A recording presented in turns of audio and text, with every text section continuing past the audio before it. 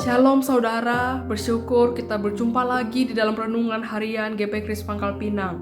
Untuk itu, sebelum kita mau belajar firman Tuhan, mari sama-sama kita tundukkan kepala kita masuk dalam doa. Terima kasih Tuhan Yesus, kami sungguh mengucap syukur buat hari yang baru telah Engkau berikan bagi kami. Buat setiap kesehatan, kekuatan, nafas kehidupan, itu semua karena kasih dan kebaikan Tuhan. Dan pada hari ini kami mau mendengarkan firman-Mu. Kami mohon Engkau menolong setiap kami Tuhan, biarlah firman Tuhan dapat menguatkan dan meneguhkan setiap iman dan percaya kami. Inilah doa kami Tuhan, dalam nama Tuhan Yesus Kristus kami berdoa. Amin.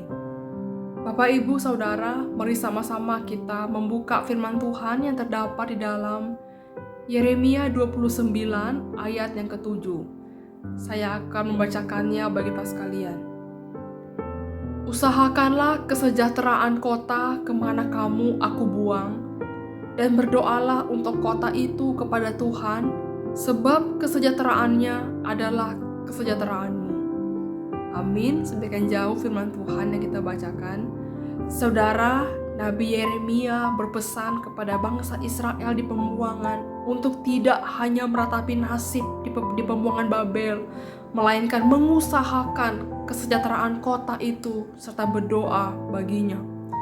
Memang pembuangan ke Babel harus mereka alami sebagai proses didikan Tuhan kepada umatnya untuk belajar tentang arti kerendahan hati, ketaatan, dan kesetiaan kepada Tuhan.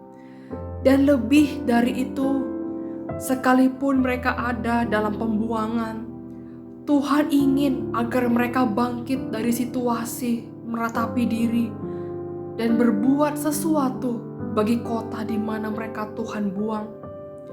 Dan saudara, saya membayangkan dalam situasi pembuangan itu merupakan situasi yang tidak mudah. Konsekuensi dari pelanggaran yang mereka tanggung. Tapi yang menarik adalah di dalam penghukuman itu Tuhan masih menaruh kasih setia bagi umatnya. Tuhan tidak ingin mereka putus asa karena kepedihan dan ratapan mereka sebagai bangsa buangan, melainkan bangkit membangun kehidupan mereka sendiri beserta anak cucu mereka nantinya. Tetapi Tuhan melalui Nabi Yeremia, Ia mengingatkan orang-orang Yehuda yang ada di pembuangan bahwa situasi yang akan mereka alami dalam pembuangan itu cukup panjang, selama 70 tahun. Dan Tuhan mengingatkan mereka untuk usahakanlah kesejahteraan kota kemana kamu aku buang. Dan saudara, jika kita melihat ini adalah suatu perintah yang tidak lazim. Justru dalam pembuangan harus mengusahakan kesejahteraan kota. Seperti apa maksud Tuhan? Dan hal ini juga yang harus kita pikirkan saudara. Ketika kita tinggal di tengah-tengah dunia di masa sekarang, kita mungkin berpikir, apa sih relate-nya? Apa sih hubungan kita? Kan kita bukan ada di pembuangan gitu kan. Tapi saudara, secara teologis kita bisa melihat bahwa setiap kita orang-orang percaya di dalam menantikan kedatangan Tuhan yang kedua kali, kita ini seperti ada dalam situasi pembuangan. Dimanapun Tuhan tempatkan kita, termasuk kota dimanapun kita tinggal sekarang, kita harus mengusahakan kesejahteraan kota. Artinya mengambil tanggung jawab kita. Kita tidak boleh berpasrah kemudian tidak melakukan apa-apa, tapi justru kita harus berkarya. Dan saudara, di tengah-tengah kondisi Indonesia dalam rangka merayakan HUT kemerdekaan yang ke-78, apakah Indonesia makin lama makin maju?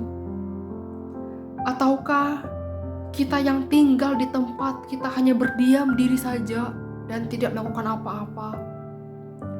Dengan kondisi Indonesia yang ada sekarang, kita banyak bersyukur. Tapi kita tidak boleh hanya tinggal di tempat. Kita sebagai orang percaya juga diminta untuk mengusahakan kesejahteraan kota dimanapun kita berada.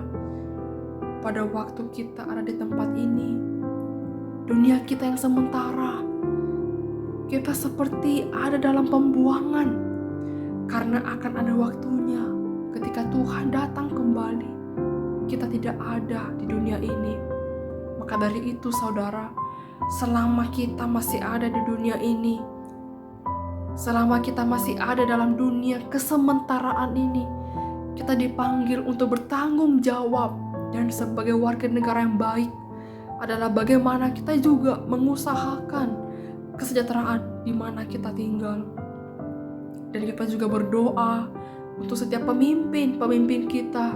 Kita lakukan tanggung jawab setiap kita.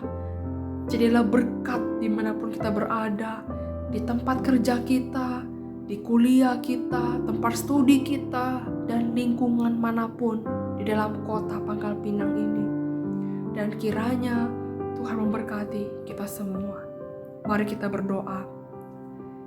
Terima kasih Tuhan Yesus, hamba-Mu telah selesai berbicara. Kami mohon Engkau menolong setiap kami Tuhan. Biarlah setiap firman Tuhan ini kami dapat mengerti bahwa biarlah hidup kami sebagai masyarakat Indonesia dapat mengusahakan untuk kesejahteraan kota kami dimanapun kami berada. Dan biarlah firman Tuhan pada hari ini dapat meneguhkan setiap iman percaya kami sebagai anak-anak Tuhan. Inilah doa kami Tuhan, dan nama Tuhan Yesus kami berdoa. Amin.